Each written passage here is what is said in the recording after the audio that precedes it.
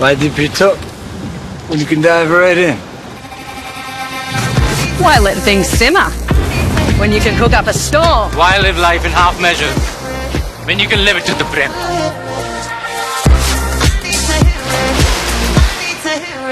AP అసెంబ్లీలో మహిళా సంరక్షక కార్యదర్శులపై చర్చ జరిగింది.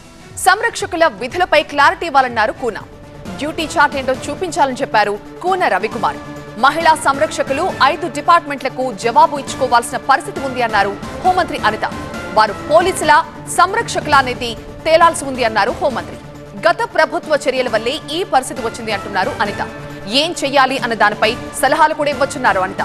హోంమంత్రి సమాధానంతో సంతృప్తి చెందని కూన రవి తర్వాత మళ్లీ చర్చిద్దామన్నారు హోంమంత్రి. గ్రామ మహిళా సంరక్షణ కార్యదర్శి గ్రేడ్ 3 అని చెప్పి ఇచ్చారు అధ్యక్ష. వీళ్ళకి జాబ్ చార్ట్ చూస్తే అధ్యక్ష, మన ఆంధ్రప్రదేశ్ రాష్ట్ర చీఫ్ సెక్రటరీ గారికి ఎంతైతే జాబ్ చార్ట్ ఉందో అంత జాబ్ చార్ట్ ఇచ్చారు అధ్యక్ష. 13,000 మందికి గత ప్రభుత్వం కనీసం ఏ అవగాహనతో ఇచ్చారో అర్థం కాలేదు అధ్యక్ష. నేను ప్రభుత్వానికి అడిగేది, మీరు ఇప్పటికైనా దానిని ఉపసంహరించుకుంటున్నారా? వాళ్ళు పోలీస్ డిపార్ట్మెంట్లో కొనసాగించాలనుకుంటున్నారా? పోలీస్ డిపార్ట్మెంట్లో కొనసాగించండి.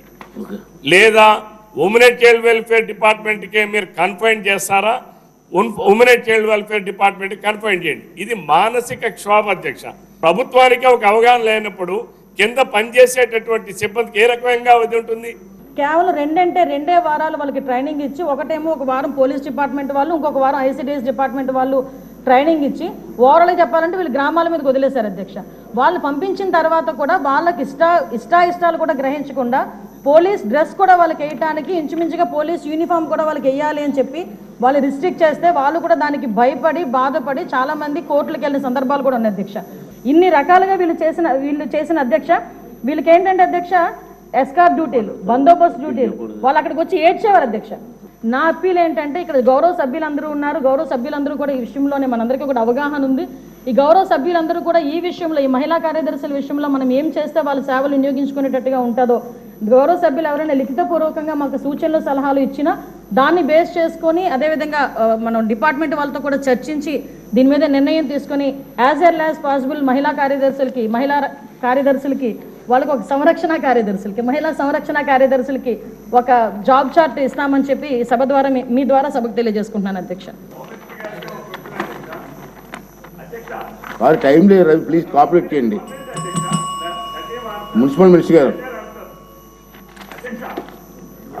చాలా మేడం గారు చాలా విపులంగా చెప్పారు, మీరు కోఆపరేట్ చేయమనండి. ప్లీజ్ చెప్పండి.